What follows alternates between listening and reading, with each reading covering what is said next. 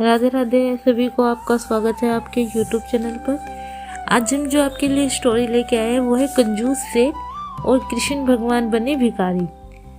गोकुल के पास एक नगर में गिरधारी नाम का एक बहुत धनी सेठ रहता था। गिरधारी लाल भगवान कृष्ण का बहुत बड़ा भक्त था।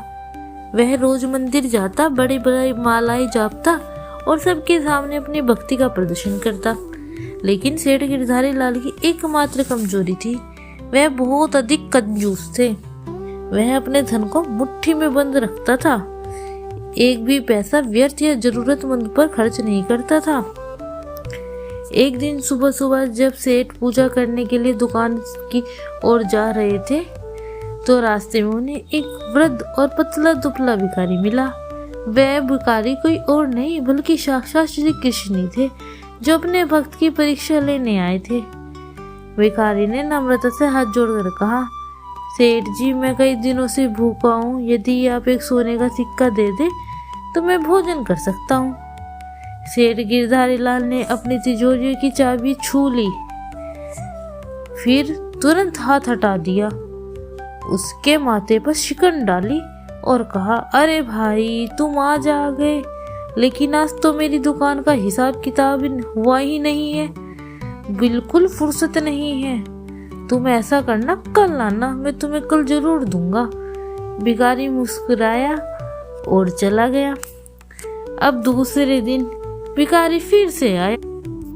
भिखारी बोला, सेठ जी, आपने कल आने को कहा था, आज दे दीजिए, बहुत भूख लगी है। सेठ जी ने तुरंत दूसरा बहाना बनाया और बोले, अरे आज तो सारा दिन दूर के व्यापार में लगा दिया, इस समय तिजोरी में एक भी पैसा नहीं है।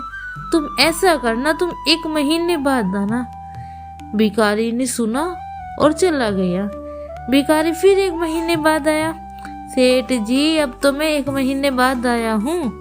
सेठ ने इस बार बीमारी का बहाना बनाया और चादर ओढ़ कर बैठ गया। देखो देखो, मेरी तबीयत बहुत खराब है, मेरे शरीर में बहुत दर्द है और मैं ठीक से उठ भी नहीं पा रहा। तुम ऐसा करो, जब मैं ठीक हो जाऊं जब आना। भिखारी फिर कुछ दिन बाद आया। इस बार सेठ जी ने गरीब का झूठा नाटक किया। क्या करूं भाई, धंधे में बहुत बड़ा घाटा हो गया है, मेरे पास अभी देने के लिए कोई भी पैसा नहीं है। तुम किसी और सेठ के पास जाओ, मैं खुद कंगाल हो गया, जब मैं अमीर बन जाऊंगा तुम तब आना। इस तरह सेठ गिरधारी लाल ने कभी कल, कभी बीमारी, कभी घाटा, दुकान बंद के बहुत सारे बहाने करके भिखारी को टाल दिया। लेकिन ठाकुर जी भी पक्के थे, ठाकुर जी को भी उसका घमंड तोड़ना था, इसलिए वे बार बार भिखारी के पास आते रहे। भिखारी फिर से सेठ जी के द्वार आ गया।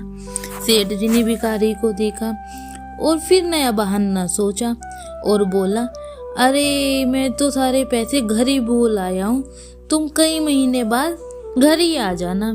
कई महीने बीत गए। भिखारी जानता था कि अब समय आ गया है कंजूस भक्त को सबक सिखाने का। भिखारी एक बार फिर से दरवाजे पर पहुंचे। सेठ ने दूर से आते ही देख लिया और घबरा गया। वह सोचने लगा, इस बार तो कुछ बड़ा बहाना लगाना पड़ेगा। इस बार सेठ गिरधारी लाल ने सबसे बड़ा बहाना सोचा। जब भिखारी ने आवाज लगाई तो सेठ ने अपने धोती को सर पर लपेट लिया, मुंह और हाथ को बांध लिया और अपनी पत्नी से बोला, जैसे ही ये आवाज लगाए बोल देना, सेठ जी तो पधार गए। भिखारी ने पूछा, भाई सेठ गिरधारी लाल कहाँ हो? तो सेठ की पत्नी फूट फूट के रोने लगी और नाटक करने लगी और बहुत दुखद खबर देते हुए बोली, सेठ जी तो कल रात ही मर गए। भिखारी ने सर झुकाया और शांत आवाज से बोला, अच्छा, वह मर गए? उन्होंने तो मुझे आने के लिए बोला था। पत्नी बोली, वो तो ऊपर पधार गए, अब कोई नहीं है। भिखारी भी पक्का था। भिखारी ने बोला, मेरे सेठ जी मर गए? ऐसे कैसे हो सकता है? मैं तो सेठ जी का अंतिम संस्कार करा के ही जाऊंगा। ऐसा भिखारी के मुंह से सुनकर सेठ जी चुपचाप लेटे रहे। उन्हें लगा कि ये थोड़ी देर बाद चला जाएगा, लेकिन भिखारी नहीं गया। भिखारी ने पूरे गांव को इकट्ठा कर लिया कि सेठ जी चले गए, सेठ जी चले गए। बाद में लकड़ी वगैरह को जोड़ा गया, सेठ जी की अर्थी बनाई गई और सेठ जी को उस पर लेटाया गया। उनकी पत्नी ने धीरे से सेठ जी के कान में बोला, अब भी समय है, उठ जाओ। तो सेठ जी ने बोला, आधे रास्ते जब ये भिखारी चला जाएगा तो मैं उठ के आ जाऊंगा, तुम चुप रहो। सेठ जी को लगा कि कहीं भिखारी को उठकर पैसे ना देने पड़ जाए, इसलिए वे चुपचाप अर्थी पर भी लेट गए। पूरी यात्रा करते हुए वो शमशान घाट पहुंचे। शमशान घाट में भी सेठ जी नाटक ही करते रहे, उठे नहीं। पत्नी ने फिर बोला कि अब तो शमशान घाट आ गए, अब तो उठ जाओ। सेठ जी ने बोला, जैसे ही चिता को आग लगेगी और ये चला जाएगा, मैं एकदम से उठ जाऊंगा। चिता लगाई गई, चिता पर सेठ जी को लेटाया गया। जैसे ही आग लगाने वाले थे, पत्नी ने फिर से बोला, अब तो आग लगने वाली है, अब तो नाटक छोड़ दो और उठ जाओ।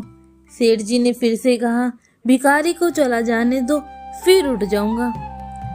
भिखारी कहाँ जाने वाला था, यह तो कृष्ण भगवान की एक लीला थी, लेकिन सेठ भी बड़ा कंजूस था, उठ ही नहीं रहा था। चिता को आग देने की तैयारी की गई और चिता को आग दे दी गई। जैसे ही आग लगी, भिखारी ने कंजूस सेठ का हाथ पकड़कर खींच लिया। जैसे ही हाथ खींचा तो सामने कृष्ण भगवान खड़े थे। कृष्ण भगवान को देखकर सेठ जी की आंखें खुली की खुली रह गई। कृष्ण भगवान बोले, गिरधारी तू मुझे रोज पूछता है, पर तेरे अंदर का लालच तुझे इंसानियत की सेवा करने से दूर रखता है। तूने भिखारी को टालने के लिए हर बहाना बनाया, अंत में तूने यह कह के टाल दिया कि सेठ जी तो मर गए। जो व्यक्ति दीन दुखियों की सेवा के लिए अपनी इच्छाओं को मार लेता है वह अमर होता है, लेकिन तूने तो दूसरों की सेवा को टालने के लिए खुद को ही मार डाला। सेठ जी रोते हुए कांपते हुए भगवान श्री कृष्ण के चरणों में गिर गए। वह समझ गए थे कि उनका सारा ढोंग और कंजूसी भगवान कृष्ण ने पकड़ ली है। उसे अपनी बहानेबाजी और झूठी बातों पर बहुत शर्मिंदगी हुई। उस दिन के बाद सेठ जी ने धन और अहंकार दोनों का त्याग किया। वह जरूरतमंदों की सेवा में अपना धन लगाने लगे। सेवा कल पर निर्भर नहीं है, आज पर निर्भर है। दान, दया और अच्छे कर्म कभी भी कल पर नहीं टालने चाहिए। बहानेबाजी और झूठ लंबे समय तक भगवान या कर्म के फल से बचा नहीं सकता। इसलिए आपको अच्छे कर्म करने चाहिए और सच्चे दिल से प्रभु का नाम जाप करना चाहिए। अगर आपको हमारी वीडियो थोड़े भी पसंद आए तो प्लीज़ हमारे चैनल को सब्सक्राइब कीजिएगा, लाइक कीजिएगा, शेयर कीजिएगा। हम इसी तरह अच्छी अच्छी कहानियाँ आप लोगों के लिए लाते रहेंगे। राधे राधे।